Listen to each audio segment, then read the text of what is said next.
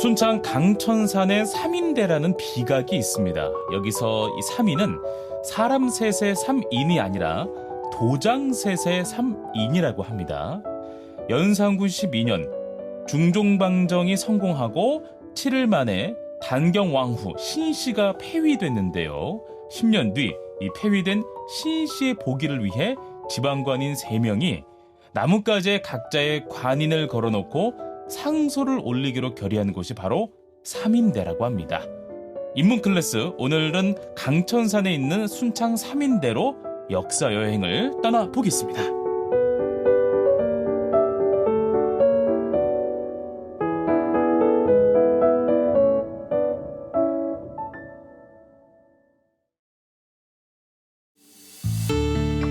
인문클래스 5명의 석학들과 함께하는 인문학 지식축제. 오늘은 역사문학 콘텐츠의 마스터키 전주대학교 역사문학 콘텐츠학과 김건우 교수님과 함께하겠습니다. 안녕하세요, 교수님. 반갑습니다. 네, 안녕하세요. 김건우입니다. 네, 교수님.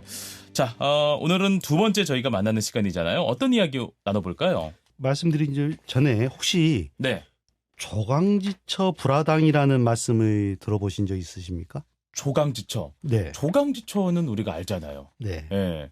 근데 불화당이라는 것은 뭘까요? 불화당. 네. 이 당이라는 건 대청, 마루에서 불화, 내려오지 않는다. 어허. 즉 어려운 시절을 함께한 아내들은 하면 안 되겠네요. 네.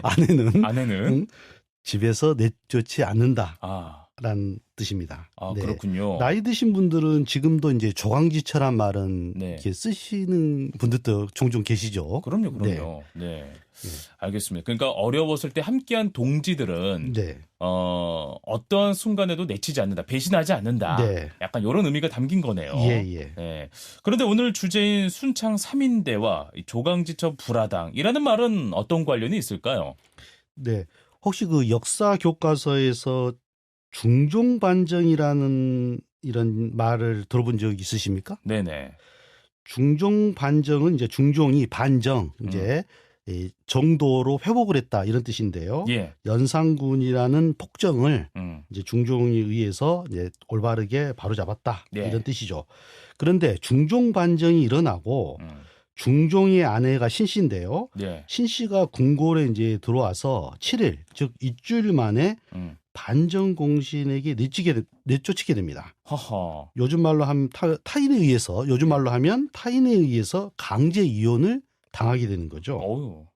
이런 모티브로 해서 이제 몇 년 전에 아마 모 방송국에서는 뭐 7일의 왕비라는 드라마를 한 적도 있다고 합니다. 네, 알겠습니다. 7일의 왕비가 이 중종반정을 그린 드라마였군요. 예. 오. 그런데 왜 이 중종반정 공신들이 신씨를 내쫓았을까? 예, 그 중종방정은 이제 중종이 이제 그 왕이 오르기 전이 이제 진성대군인데요. 예.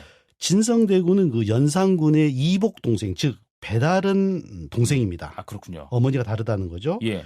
그런데 이제 반정 공신이 연산군을 내쫓고 이제 그 중종을 추대를 해서 왕이 올리는데 문제는 중종의 장인인 신수군이라는 인물이 바로 그 연산군의 처남입니다. 그러니까 이제 공신들 입장에서는 자기들 편에 이제 그 동참하지 않았던 신수군을 반정 직후에 바로 죽여버립니다. 그리고 그 친딸을 왕비로 모실 수는 없었던 거죠. 그래서 그렇군요. 후환이 이제 두려웠던 겁니다. 신수군, 이 연산군의 처남이자 중종의 장인까지 이리저리 얽혀 있었던 스토리군요. 예. 공신들이 아내 신씨를 내쫓자고 할 때 이 중종의 반응은 어땠어요? 이때 이제 중종의 나이가 18살입니다. 예. 그리고 이제 결혼을 한 지는 한 7년 정도 됐을까요? 이제 그런데 이제 그리고 신씨는 한 21살이었습니다. 그때 당시 나이가. 이제 그런데 그 반정 공신들이 반정을 하고 중종에게 그 신수군을 제거한 것은 큰 일을 성취하기 위해서였다.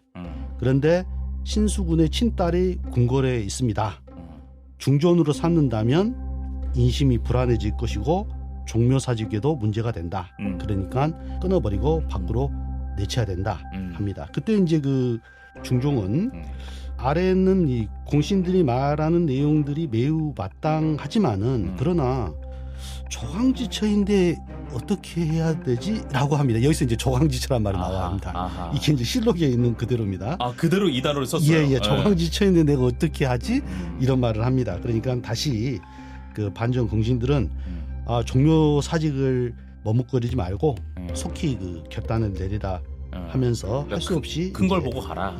그러면서 할 수 없이 이제 마땅히 이제 여러 사람의 의논에 따르겠다. 그리고 밖으로 내치겠다. 하면서 역시 그 강력한 요구에 굴복하고 말죠. 결국은 이제 그 전혀 준비가 없는 상태에서 왕이 올랐고 거기에 오른 대가이겠죠. 그러니까 여리저리 휘둘리는군요. 네. 알겠습니다. 네. 열려시 기술이라는 유명한 그 책에도 그 반정이 일어나는 그 상황에 재미나는 일화들이 있는데요. 반정 세력들이 먼저 군사를 보내서 중종이 있는 개인집을 에워쌉니다. 이때 이제 중종은 이제 걱정이 돼가지고 진성대군 놀라서 자결을 하려고 합니다. 혹시 이제 어떤 지금 상황이 전혀 파악이 안 되니까요. 그러니까 신씨 부인이 군사의 말머리가 우리 집을 향하고 있으면은 우리 부부는 죽어야 되지만 만약 말꼬리가 그런 우리 집을 향하고 있으면은 대군, 진성대군을 호위하는 뜻이니까 그런 걸 알고 난 뒤에 죽어도 듣지 않습니다 하고 소매를 붙잡고 강력히 말리고 사람을 보내서 보니까 바로 이제 말머리가 밖을 향하고 있었다. 이 일화를 보면은 사실은 이런 긴급한 사태에 중종의 어떤 나약한 모습과 함께 그 신씨 부인의 어떤 그 현명한 대처가 아주 대비된다고 할 수 있습니다. 그러네요. 그 나약한 중종이 그 부인 신씨를 결국에는 뭐 지켜주지 못했던 꼴이 돼버렸네요. 그럼 그 순창 3인대는 중종 그리고 신씨와는 어떤 연관이 있었던 걸까요? 그 무기력하게 이제 조광지처 신씨를 폐위하고서 중종은 그 윤여필이란 인물의 딸과 혼인을 해요. 이분이 이제 장경왕후인데 그 반정공신의 일등공신의 박원종이라는 사람이 있는데요. 이 사람이 외삼촌이에요. 이 딸. 그러니까 이게 사실은 반정공신 측의 딸이죠. 이제 결국은. 그리고 이제 그 후에도 사실은 반정공신의 조카 딸이라든지 이 딸들을 후궁으로 많이 궁으로 보내서 맞이합니다. 왕비는 이제 장경왕후죠. 그런데 장경왕후가 그 아이를 출산하자마자 그 전에 이제 딸은 낳았는데요. 남자 아이를 출산하자마자 며칠 뒤에 산후병으로 그만 죽고 맙니다.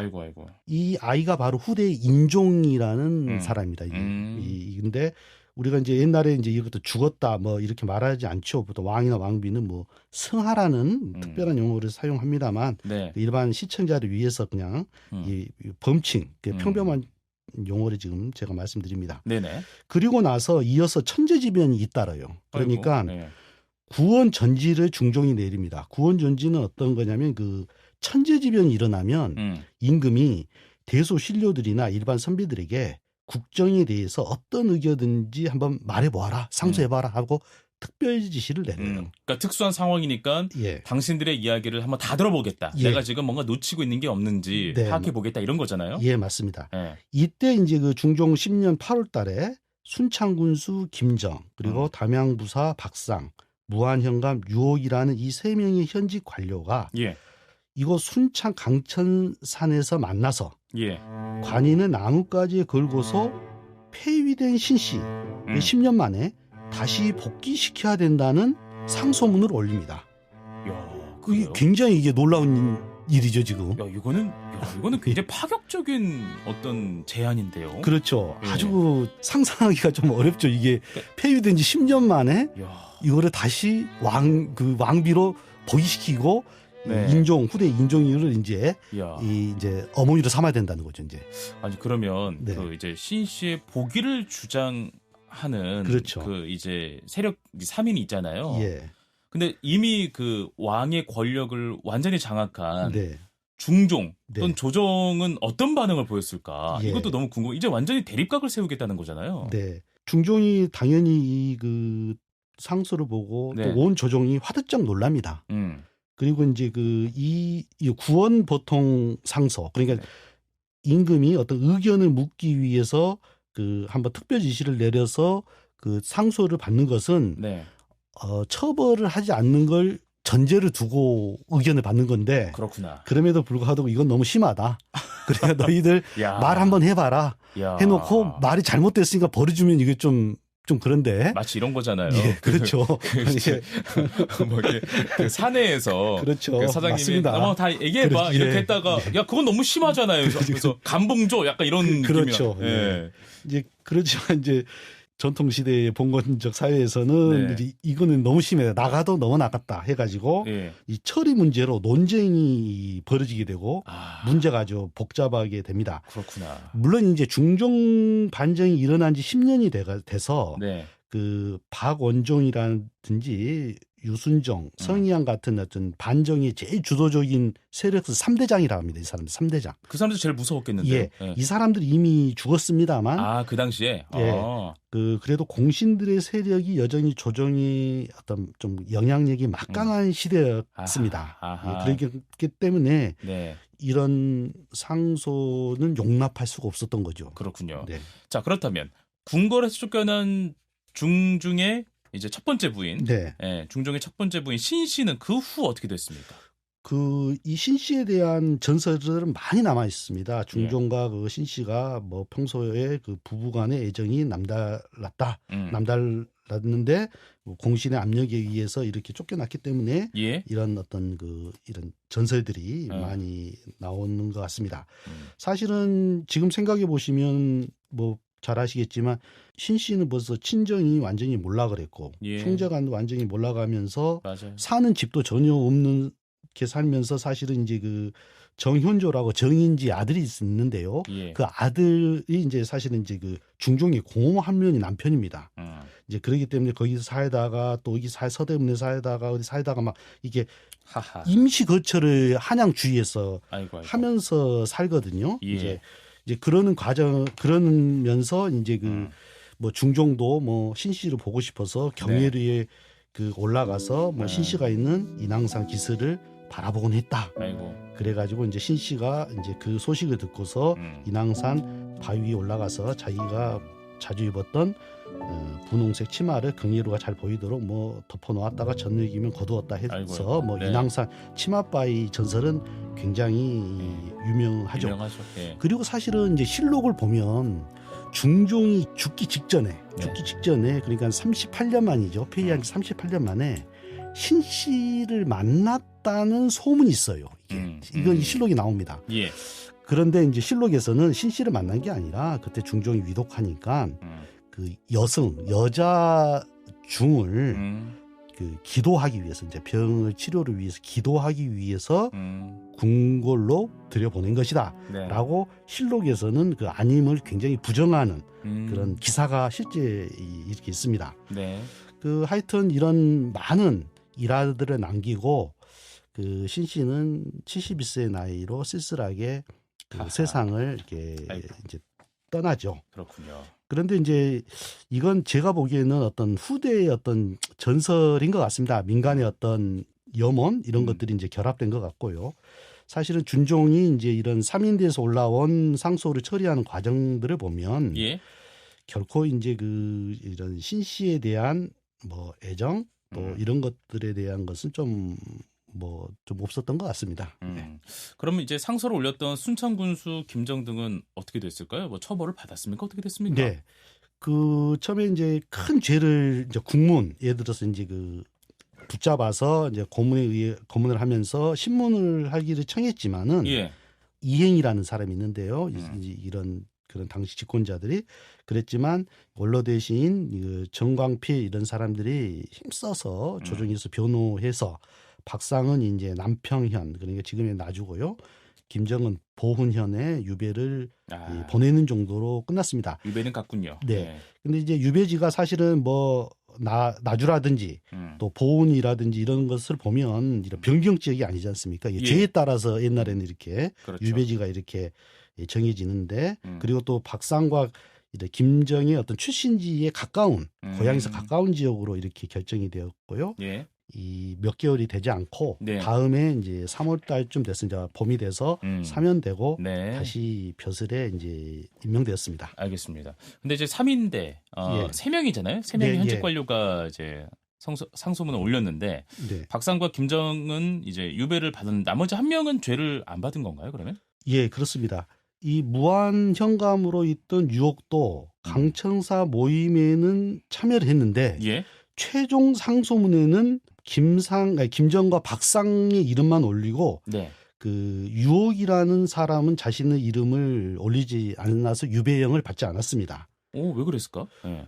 이것도 이제 일환데요. 그 예. 올리지 않았던 이유는 이제 유옥이라는 분은 그 형제간이 없어서 네. 상소문이 올라가면 일이 잘못되면 늙은 어머니를 봉양할 수가 없다 해가지고 이제 그런 주위 사람들의 제지에 의해서 네. 이름을 넣지 않았다고 합니다. 3인대 상소가 올라가고 나서 예. 유옥은 한 4년이 지난 뒤에 네. 35의 어떤 젊은 나이로 세상을 이게 떠납니다. 그렇군요. 그러면 이제 유배를 다녀온 김정과 박상은 나중에 어떻게 됐을까요? 네.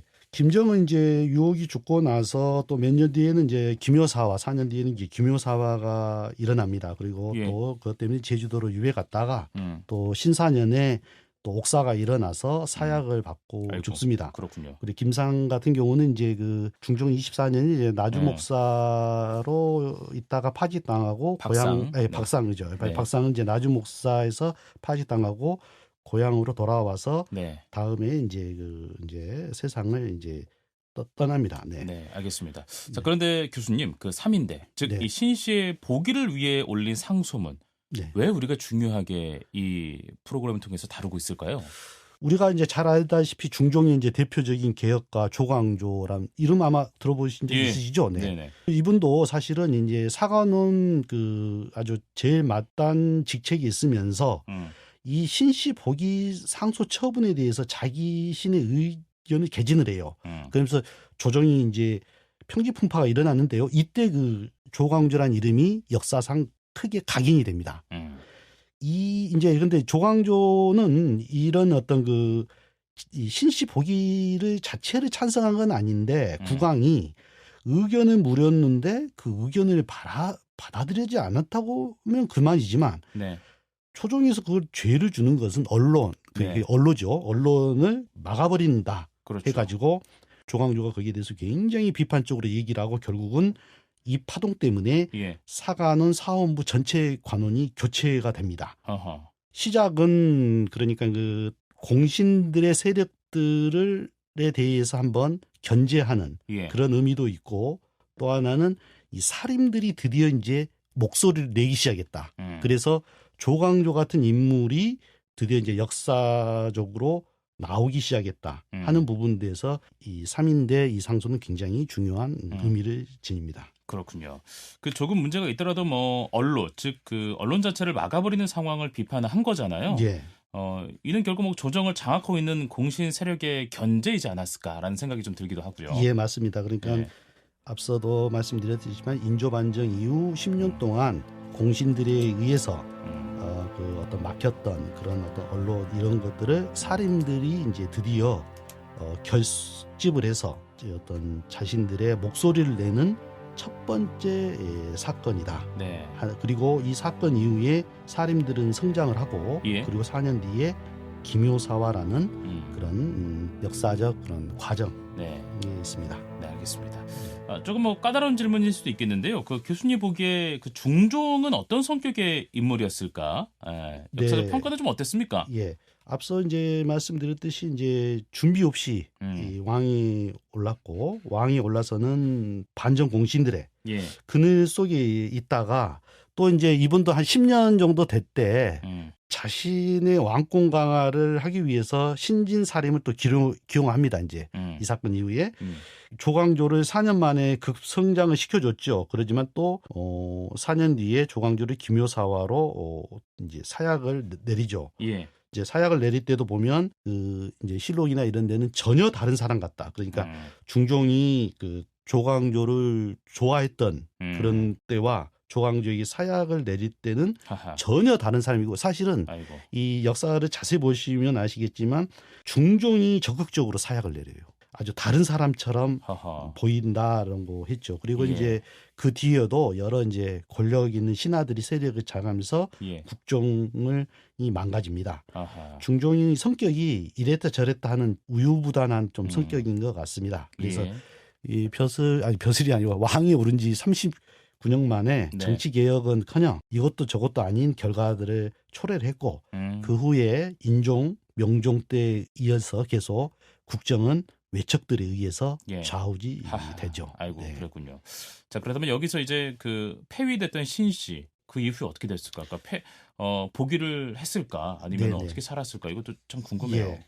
혹시 사육신이 언제 복권된지 아십니까? 사육신이요. 네, 세조 때 사육신. 200년 뒤에 우리가 지금 야. 우리는 지금 이제 우리는 시간을 너무 이렇게 네. 1년, 2년 이게 단기간적으로 보는데 네. 옛날의 역사는 굉장히 이렇게 좀 길게 이렇게 형성되는 게 있습니다.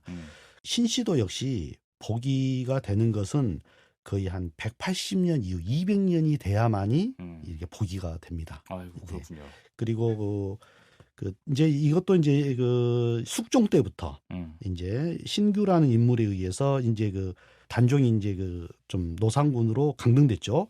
노상군과 중종의 신씨를 복위하는 이런 상소를 올립니다. 네. 이를 계기로 해서 노상군은 이제 단종이란 이 종호가 올라졌지만 신씨는 복위는 정식으로 받아들이진 않고 그 대신에 별도의 사당을 세워서 제사를 지내라. 그 정도로 숙종 때는 이루어지고 네. 그 후에 한 40여 년이 또 흘러서 영조 때 유생들이 신씨를 왕비로 복위시켜야 됩니다. 해가지고 드디어 이제 신주도 만들고 네. 시호를 당경왕후가 됐습니다. 그리고 능호도 경기도 양주에 있는 온능으로 올리고 중종과 합장 요즘 그 무덤을 같이 나란히 이렇게 하였습니다. 그러니까 용조 때 드디어 복위가 된 거죠. 하하. 네. 세월이 한참 흐르고 나서. 예, 그러니까 네. 200년, 220년 아이고. 이상이 돼서 네. 드디어 이제 복위가 되고 드디어 그리웠던 중종 옆에 무덤을 이제 같이 이렇게 아이고. 쓰게 됐죠. 그렇군요. 네. 알겠습니다. 네. 3인대에도 이제 비석이 세워졌잖아요. 예, 교수님. 예. 네. 네네. 이것도 뭐 동일한 이유 때문에 그런 거겠죠? 예, 맞습니다. 이 3인대는 이제 우리가 이제 영조 때부터 이제 그 비석이 이제 세워지기 시작합니다. 예. 비석이 처음에 세워졌다가 비나 바람을 막기 위해서 각 그 위에다가 처마하고 이제 그걸 올리죠. 이제 그거 우리가 지금 비각이라고 합니다. 그 신씨 복위가 된 뒤로부터 이제 순창 지역의 선비들이 그 3인대 부근에 원래 사당을 세우려고 그랬어요. 사당을 세워서 예. 제사를 모시자 했는데 이건 이제 당시에 조정에서 이제 서원 사당이 너무 많다. 그래가지고 이거를 이제 규제법이 있었어요. 그래가지고 결실을 맺지 못하고 예. 그 후에 이런 사당이 건립이 안 되니까 용조 20년에 아까 말씀드렸듯이 비석과 비각이 이렇게 세워집니다. 네. 이때 이제 그 영조라든지 정조가 이 3인대에 대해서 또 이 3명에 대해서 굉장히 추모 행사를 해요. 이제 그러면서 이 3인대가 역사적으로 굉장히 부각이 됩니다. 그러니까 이 3인대의 역사적 부각은 영조와 정조에 의해서 부각이 됐다 하시면 이제 되겠습니다. 그래서 이제 지금도 가서 보시면 아시겠지만 3인대의 비각에 있는 현판이 4개가 있는데요. 예. 두 개가 이제 영조의 그 추모하는 그 올렸던 사람들을 추모했던 곳 그리고 또 정조가 추모했던 그런 것들을 그 4글자 해가지고 네. 걸어놨습니다. 대표적인 게 이제 그 정조의 뭐 삼인기대 만고불린 해가지고 뭐 새 관인이 걸려있던 석대여 네. 만고토록 닳지 않으리라 영원하리라 하는 것은 삼인대를 대표하는 문구이면서 지금도 그게 이제 이렇게 걸려 있습니다. 교수님 그러면 이 3인대라는 어떤 그 이야기와 이 비석들이 후손에게도 네. 뭔가 어떤 뭔가 어려운 상황이었을 때 네. 그것을 좀 바로잡고자 정신을 바로잡고자 하는 어떤 정신의 상징물로 좀 여겨졌을 것 같은데 실제로 그러했습니까? 어떻습니까? 예, 맞습니다. 이제 조선 후기가 되면 네. 전반적으로 이런 양반들이 호남의 양반들이죠. 호남의 양반들이 정치적으로 경제적으로 후퇴를 합니다. 좀 퇴락을 하고 네. 당연히 이제 유교적 질서가 좀 흔들리기 시작하죠. 특히 그래서 이제 이 삼인대에서 이제 상소를 올렸던 세 집안의 후손들은 삼인대를 중심으로 해서 자신들의 위상과 함께 한번 새로운 또 질서들을 또 한번 추구하려고 노력을 했죠. 예. 그렇지만 이제 그게 사실은 쉽지만은 않아요. 왜 그러냐면 이런 건물들이나 이런 것은 이 한정적 재원을 가지고 관에서는 관리를 해야 되는데 그러다 보니까 여기에만 다 집중할 수 없지 않습니까? 이제 그런 문제들이 있으면서 퇴락과 함께 오히려 퇴락을 하면서도 이걸 또 후손들은 계속 유지하고 또 이거를 또 뭔가 자신들의 위상 또 절의의 상징으로 적극적으로 활용하려고 노력을 합니다. 그렇군요. 특히 이제 유옥의 후손들이 예. 이 지역에서 활동이 굉장히 이렇게 두드러집니다. 알겠습니다. 교수님 말씀 듣고 보니까 우리 지역 그 유적지에 잘 알려져 있지 않은 많은 이야기가 담겨 있다라는 것도 다시 한번 좀 알게 됐습니다. 끝으로 이제 순창 3인대와 관련해서 덧붙이고 싶은 말씀 듣고 마무리할까요? 네. 그 순창 지역을 대표하는 그 역사 유적으로 그 강천산의 이제 3인대 비각을 들 수 있습니다. 예. 그 매표소 입구에서 보면은요, 매표소가 있습니다. 그래서 거기가 국립공원이다 보니까 네. 매표소에서 돈 내고 예, 3인 예, 강천 유료라는 거 예, 유료 알아두시면. 예, 예. 그래서 이제 한 1.5km 정도 걸어갑니다. 그런데 이제 강청사라는 절이 있고 강천사 건너편에 절이탑이라고 있어요. 절이탑이 있고 거기서 이제 돌다리를 건너면 거기에 우리가 지금까지 말씀드렸던 3인대 비각이 있습니다. 예. 그런데 사실은 일반인들은 모르고 대부분 다 모르시고 그냥 지나치고 있습니다. 그렇군요. 조선 후기 이래로 계속 3인대는 우리가 알라딘 램프처럼 어떤 역사 문화를 재코드화하는 것을 시도하고 있습니다. 예. 이런 3인대의 역사를 잊는다는 것은 또 우리의 또 역사 문화를 또 잊는 것 같습니다. 네. 우리가 이 그냥 소홀히 지나치고 갈 수 있는 이곳을 우리가 한 번 더 눈여겨 보시면서 맞습니다. 우리 지역의 역사 또 문화재에도 이런 재미있고 의미 있는 자치들이 남았다 이런 것을 늘 생각하시면 좋을 것 같습니다. 알겠습니다. 지금까지 전주대학교 역사문화 콘텐츠학과 김건호 교수님과 함께했습니다. 오늘 고맙습니다. 네, 감사합니다.